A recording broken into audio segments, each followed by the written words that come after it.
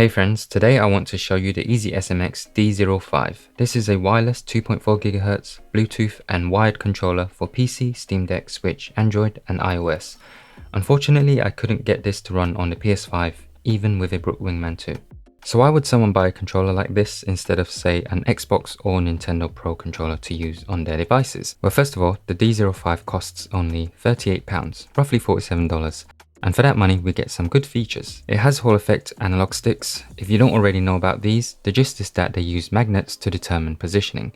And they're thought of as anti-stick drift technology. This is a good feature and a lot of people expect to see these in newer controllers. They do have less resistance than traditional sticks, and whether or not that is a good thing is down to preference. It has Hall effect triggers too, so again it uses magnets for accuracy, and they can be turned into hair triggers so that they activate fully at a higher point. This is good for competitive shooting games. Around the back are paddle buttons. These are positioned very well for my hands, and they have the perfect amount of tactility. Whoever was in charge of these paddle buttons did a great job with placement and feeling.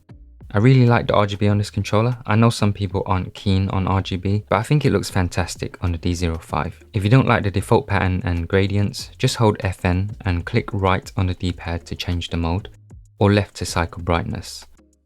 According to EasySMX, the D05 has a 1000 Hz polling rate, and this is through the wired and 2.4 GHz modes. Again, just like the Hall effect stuff, this is quickly becoming a standard in the industry.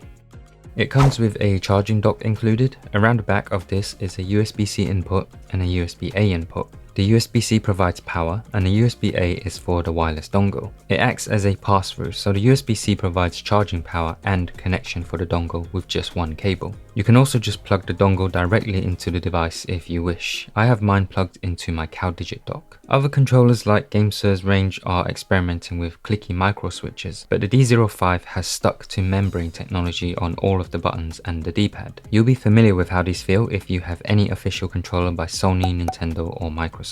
So those are the features, but what is the controller actually like to handle and to look at? First of all, I think the aesthetics are superb. The transparent gradient is really cool, where it's almost opaque at the bottom, and as it moves up, the top plate gradually becomes see-through. The back plate is a full smoky transparent, and I mentioned the RGB already, but I'll say this again, it looks really good on this controller. I love how these transparent rings light up, and I like how some of the RGB is visible behind the smoky finish as well. Even when the lights aren't on, the black on black finish with gold accents is very clean. The body is based on the Xbox controller, which is a good choice because that has great dimensions. If you find that controller comfortable, you'll feel right at home here. There's a grainy texture on the back of the handles, the triggers, shoulder buttons and on the paddles. I'm a fan of this grainy texture on controllers, and they've put this on all the places where your hands and fingers naturally rest. There are a couple of things I want to mention that could be annoying for potential buyers. The first is that even though the smoky finish looks great, grease marks do hug onto it easily. If you have OCD like myself, you might want to wipe this down often. The second thing I have to mention is the quality of some parts. The thumb pads on the analog sticks seem a bit cheap. If you look at them closely, you will notice where it's been bonded together. I think these are replaceable or moddable with third-party silicone pads, but I haven't tried that myself. I also think the charging block is underwhelming. It works well enough and it's easy to get the controller on it to start charging, but it feels light and plasticky. Maybe it could do with an RGB strip or RGB logo to give it some pizzazz.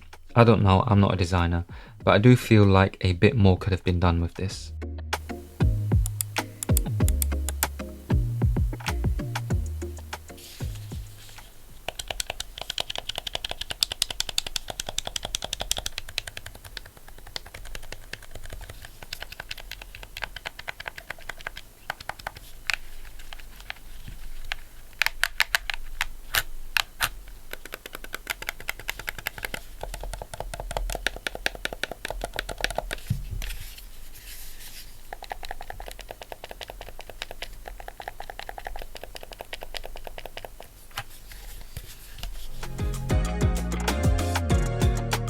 For this comparison, I have the recently released Cyclone 2 by GameSir.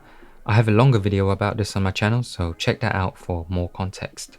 These two controllers have very similar features and compatibility under the hood, so I will start off by talking about the things that the Cyclone 2 does better, and then move on to the things that are better on the D05.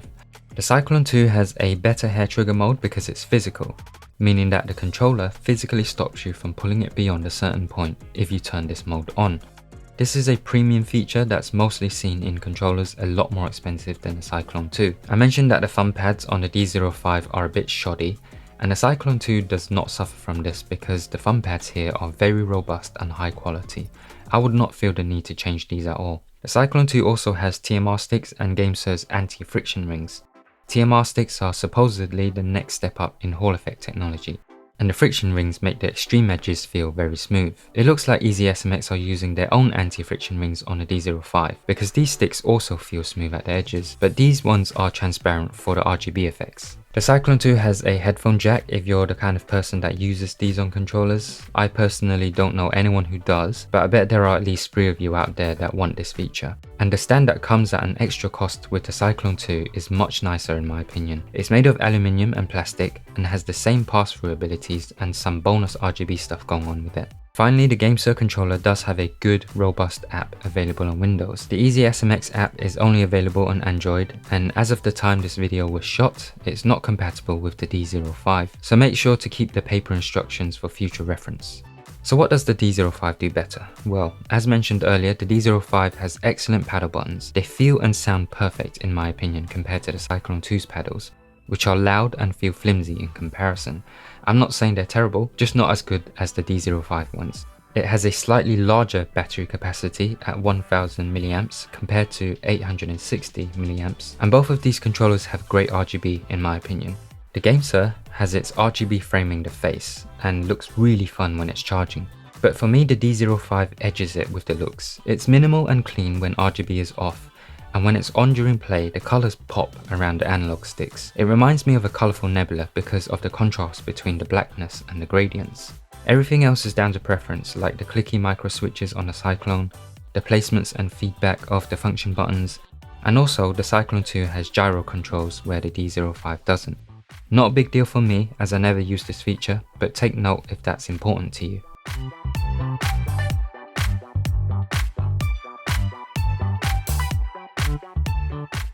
The EasySMX gets all the basics right. It's got good features, it feels very nice in the hands, and it looks superb in my opinion. It doesn't have any bells and whistles though, so whilst it has hair triggers, it's not a physical feature, and whilst you can configure some of the settings, there isn't a compatible app for convenience and visual feedback.